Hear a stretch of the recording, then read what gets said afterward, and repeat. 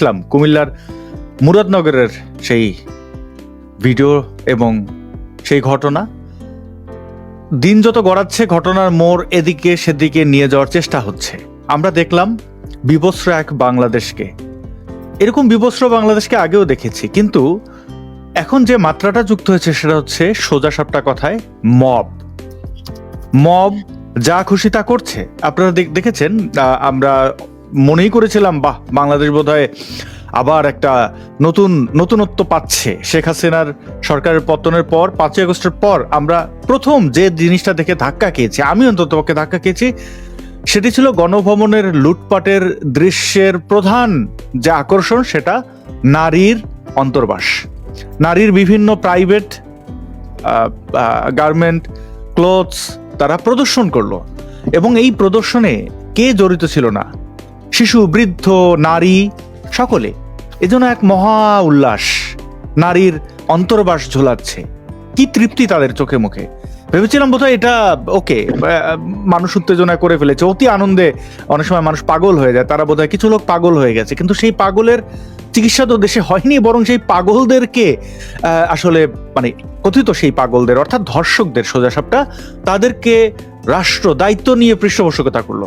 এই মব গিয়ে যখন তখন যে কোনো জায়গায় গিয়ে হানা দিচ্ছে। বলা হচ্ছে কুমিল্লার সেই মুরাদনগরের ভিকটিম নারী, তার ধর্ম পরিচয় সামনে আনলে ভারত সুযোগ নেবে। বলা হচ্ছে আওয়ামী লীগ সুযোগ নেবে। তারপরে বলা হলো এই ঘটনাটা আসলে ধর্ষণ না, এটা হচ্ছে পরকীয়া।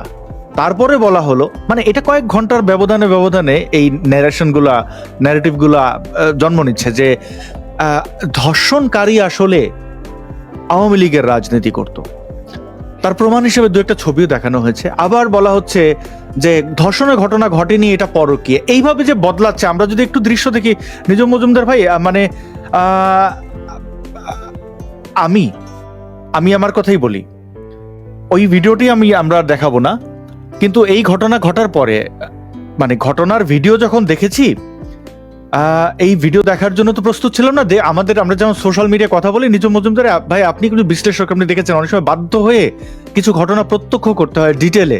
আমি ডিটেলে যখন দেখলাম, আমার মনে হয় আমার দর্শক বন্ধুরা অনেকে ইচ্ছা অনিচ্ছায় দেখতে বাধ্য হয়েছেন এই ভিডিওটি।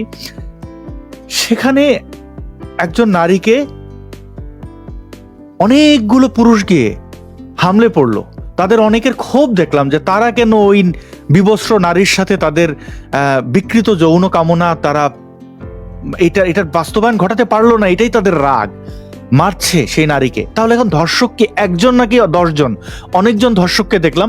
এবং এই ঘটনায় রাষ্ট্রের মূল জায়গা থেকে স্বীকার করা হলো যে ভিডিওটি রিসেন্ট, যেমন সেই গণশত্রু হিসেবে স্বঘোষিত গণশত্রু শফিকুল, তিনি মানে ডক্টর মোহাম্মদ ইউনূসের খুব বিশ্বস্ত পেয়াদা, তিনি জানালেন যে পুলিশের প্রেস রিলিজ থেকে যে ঘটনাটি, যে ভিডিও ভাইরাল হয়েছে সেটা ওই ঘটনার।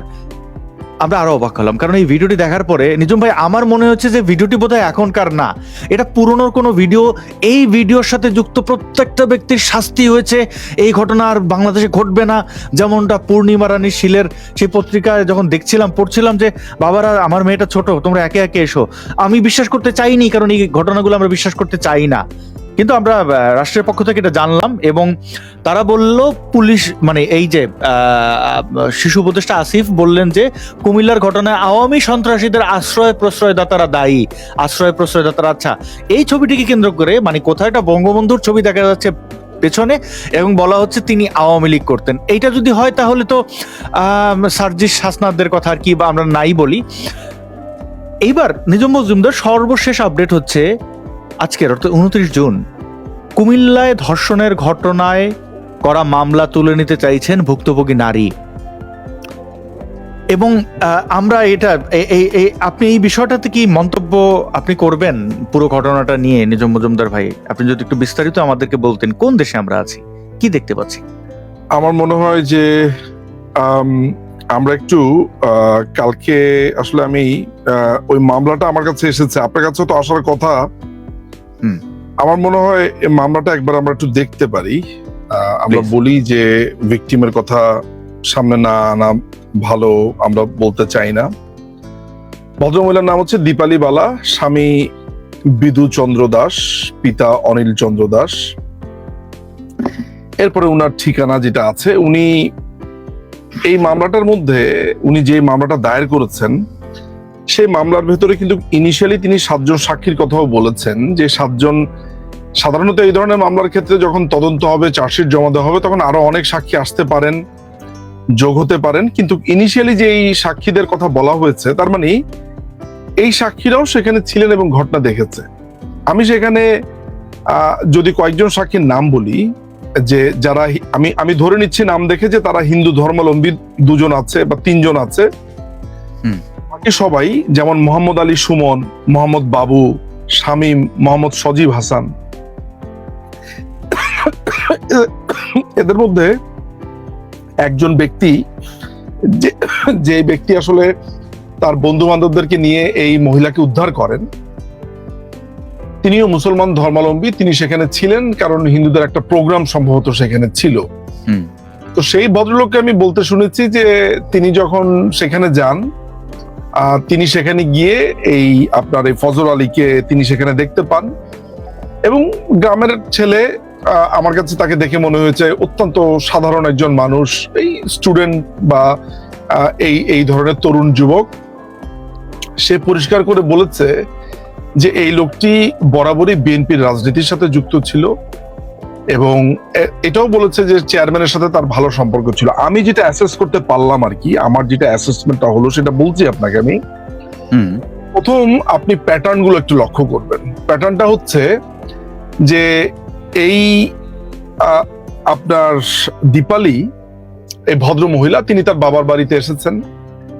বাবার বাড়িতে আমরা যেটাকে নায়র বলি আর কি, বাবার বাড়িতে সেখানে তিনি থাকছিলেন, এবং আগে থেকেই উত্ত্যক্ত করত এরকম একটি ছেলে তাকে মনে করেছে যে এখন তো আসলে যেহেতু প্রেসার গ্রুপ, এটাকে আমি আর মব বলবো না, আপনার কি যেন নাম, ওই যে আপনি খুব সুন্দর একটা নাম দিয়েছেন, ইউনুসের সবচেয়ে বড় পেয়াদা, ইউনুসের সবচেয়ে বড় পেয়াদা অনুযায়ী এটা হচ্ছে একটা প্রেসার গ্রুপ, এগুলো মব নয়, মানে বড় না, মানে বিশ্বস্ত পেয়াদা, মানে এই পেয়াদা ছবিও তোলে, এই পেয়াদা ইউনুসকে কাপড়ও সরবরাহ করে, খাবারও সরবরাহ করে, মানে এমন কোনো কাজ নেই যে সে করে না। আমি এই জন্য মানে বিশ্বস্ত মনে করলাম। আপনি কি কখনো কাজী নজরুল ইসলামের মোসাহেব কবিতাটা পড়েছেন? মোসাহেব কবিতাটা পড়েছেন না? আমরা এই প্রোগ্রামের শেষে তো মোসাহেব কবিতাটা আমরা পাঠ করব। তো মোসাহেবের মধ্যে দেখা যায় যে হুজুর যা বলছেন সেটাই ঠিক। হুজুর যদি বলছেন যে সূর্য পশ্চিমে যায়, পশ্চিমে ওঠে, ওইটাও ঠিক, পূবে ওঠে, সেইটাও ঠিক, সবই ঠিক। তো এই শফিকদের মতে যে প্রেসার গ্রুপটা, তারা মনে করেছে যে এখন আসলে বাংলাদেশে আওয়ামী লীগ নেই, এই সময় আপনি যা ইচ্ছা তাই করতে পারবেন, এবং যদি কেউ কোনো ঝামেলা করে তাহলে যেহেতু হিন্দু ফ্যামিলি, তাদেরকে ভারতের দালাল, ভারতীয় বা আওয়ামী লীগের চর এগুলো বলে দিলেই যেটা হবে, জিনিসটা খারিজ হয়ে যাবে, যে না ওরা আওয়ামী লীগকে ভোট দিত। আমার ব্যক্তিগত অনুমান হচ্ছে যে যেহেতু ওনারা হিন্দু, ফলে এই পরিবার আওয়ামী লীগকে ভোট দিয়েছে, আওয়ামী লীগের পক্ষে আছে, এই ধরনের একটা কথা বলে পার পাওয়া যেতে পারে, বা এখনকার সময় তাদেরকে কেউ টিকিটাও ছুতে পারবে না। আমার ধারণা এই ধরনের একটা মনোবাঞ্ছনা ছিল যে আগে করতে পারেনি, এখন এটা সম্ভব। আপনাকে প্রথমে এই প্যাটার্নের জায়গাতে যেতে হবে। আমি যে এই কথাগুলো বললাম, এটার এক শব্দে এটার নাম হচ্ছে হেজিমনি, আধিপত্য। আমরা যেটাকে খুবই আলোচনার সময় হেজিমনি বলি প্রভাব বলি, এটা আসলে নতুন এক ধরনের শক্তি বলয় আর কি, যে আওয়ামী লীগ বলেই কাউকে, যে কোনো কাউকে খুন করে ফেলা যাবে, ফলে আপনাকে আর ওইখানে বিচার আচারের প্রশ্ন আসছে না।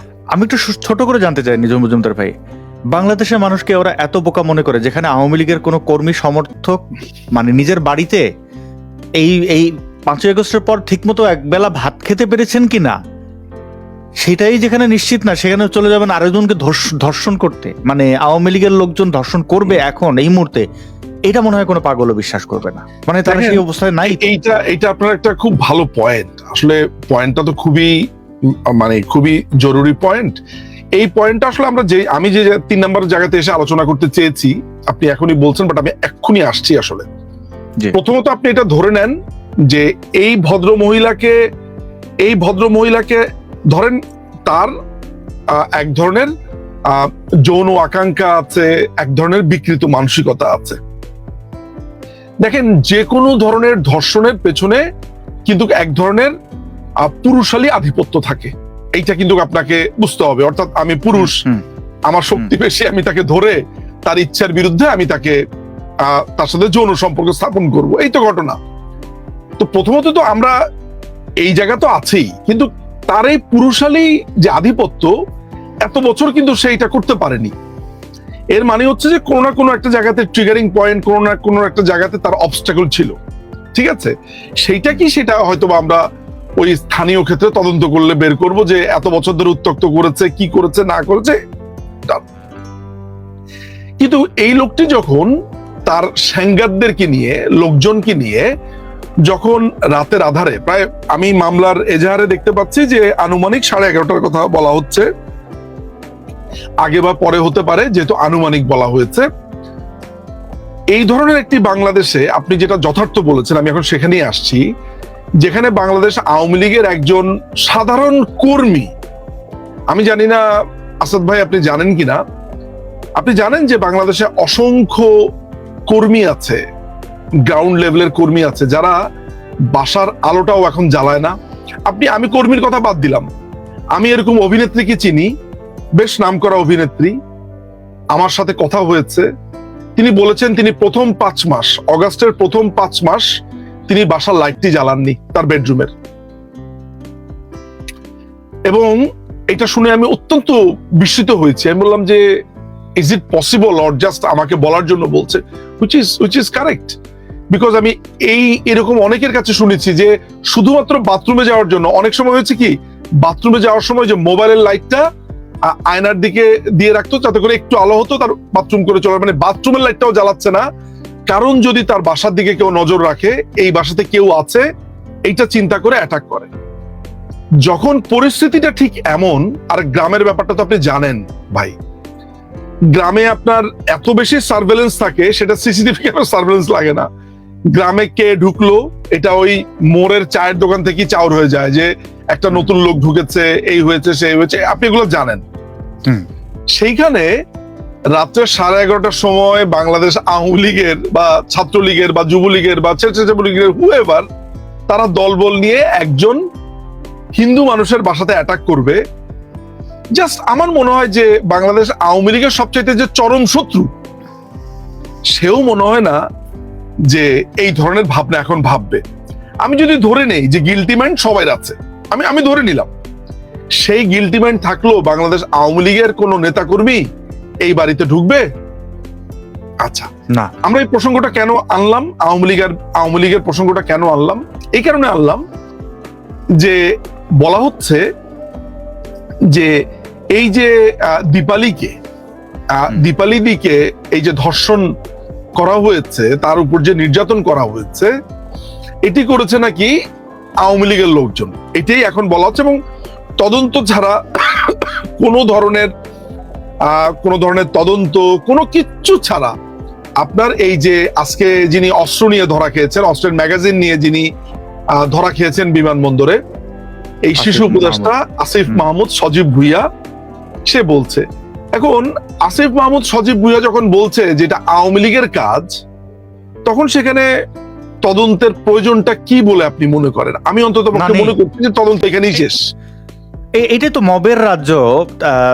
নিজম মজুমদার ভাই, মবের রাজ্য তৈরির ক্ষেত্রে এখন আমি আপনাকে একটু জানি, আওয়ামী লীগের ক্ষমতা থাকাকালীন অবস্থায় একটা ঘটনা খুব ধর্ষণের আলোচিত হয়েছিল, সেটা 2018 সালে ইলেকশনের পর বিএনপিকে কেন ভোট দেন এরকম ইয়েতে কয়েকজন গিয়ে ধর্ষণ করেছিল। কথা হচ্ছে যে তাদের শাস্তি নিশ্চিত করা হয়েছে, তাৎক্ষণিকভাবে এটা করা হয়েছে, এবং শেখ হাসিনা নিজে এটার সাথে ইনভলভ ছিলেন।